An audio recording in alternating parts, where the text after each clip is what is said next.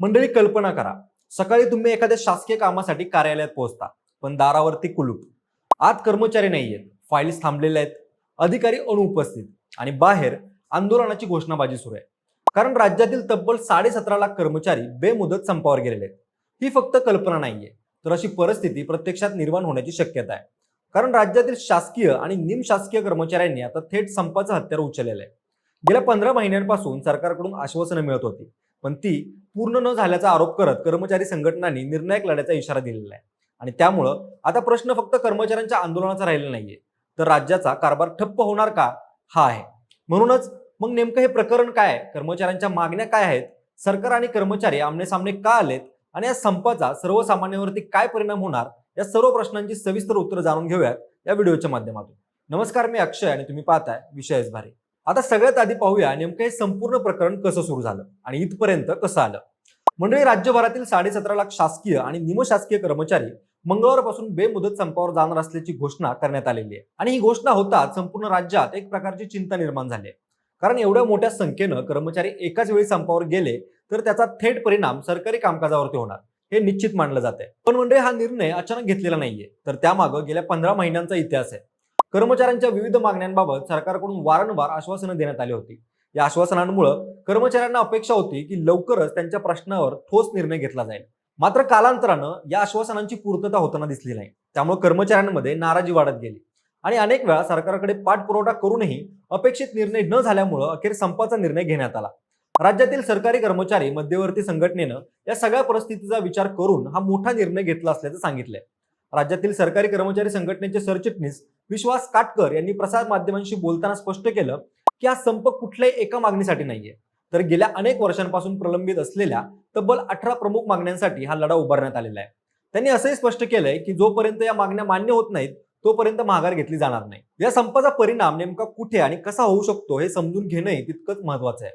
कारण या संपामध्ये फक्त एका विभागातील कर्मचारी नाहीयेत, तर अनेक महत्वाच्या विभागातील कर्मचारी सहभागी होणार आहेत. मंत्रालयातील कर्मचारी या संपात सहभागी असतील, त्याचबरोबर महानगरपालिका आणि नगरपालिका कर्मचारी यात असणार आहेत. जिल्हा परिषद कर्मचारी देखील या संपाचा भाग असतील. त्यामुळे जिल्हा स्तरावरील अनेक कामांवर त्याचा परिणाम होऊ शकतो. त्याचबरोबर आरोग्य विभागातील कर्मचारी देखील या संपात सहभागी होणार असल्यानं आरोग्य सेवांवर काही प्रमाणात परिणाम होण्याची शक्यता आहे. मात्र या सगळ्या परिस्थितीमध्ये एक महत्वाची गोष्ट स्पष्ट करण्यात आली आहे, ती म्हणजे अत्यावश्यक रुग्णसेवा सुरू ठेवली जाणार आहे. म्हणजेच आपत्कालीन किंवा गंभीर रुग्णांच्या सेवेमध्ये अडथळा येऊ नये याची काळजी घेतली जाणार आहे. तसंच शिक्षक आणि शिक्षकेतर कर्मचारी देखील या संपात मोठ्या संख्येने सहभागी होणार असल्यानं शाळांमधील कामकाजावरही परिणाम होण्याची शक्यता आहे. विशेषतः परीक्षांच्या नियोजनावर याचा परिणाम होऊ शकतो अशी शक्यता व्यक्त केली जाते. त्यामुळे संपाचा प्रभाव फक्त सरकारी कार्यालयांपुरता मर्यादित न राहता शिक्षण आणि इतर सेवांवरही होऊ शकतो. आता या संपामागे नेमक्या कोणत्या मागण्या आहेत हे समजून घेणंही महत्वाचं ठरतं. कारण कर्मचाऱ्यांनी मांडलेल्या मागण्या अनेक वर्षांपासून प्रलंबित असल्याचं सांगितलं जात आहे. या मागण्यांमध्ये सर्वात महत्वाची मागणी म्हणजे सुधारित राष्ट्रीय निवृत्ती वेतन योजनेची अधिसूचना तात्काळ काढावी.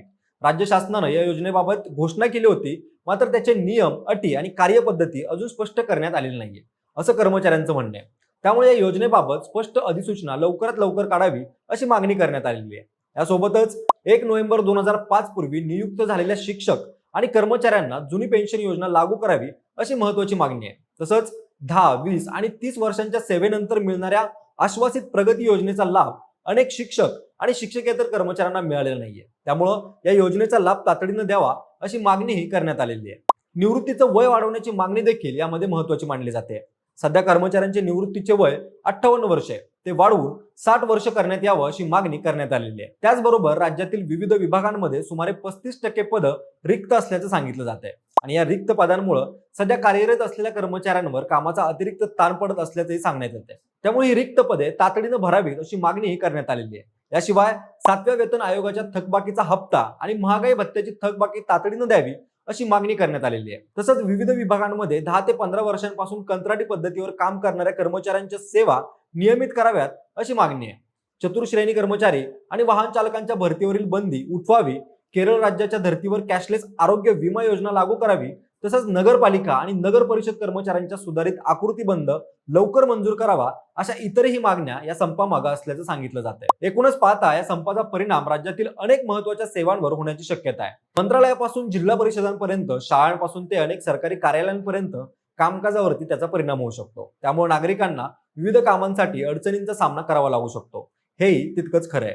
म्हणजेच गेल्या 15 महिन्यांपासून प्रलंबित असलेल्या मागण्या, वारंवार दिली गेलेली आश्वासनं आणि त्यांची पूर्तता न झाल्यानं कर्मचाऱ्यांनी अखेर संपाचा मार्ग निवडलेला आहे. या संपाचा परिणाम किती मोठा होईल आणि सरकार या मागण्यांवर काय निर्णय घेईल हे येणाऱ्या काळात स्पष्ट होणार आहे. मात्र एवढं नक्की आहे की या संपामुळे राज्यातील कामकाजावर आणि नागरिकांच्या दैनंदिन कामावर मोठा परिणाम होण्याची शक्यता आहे.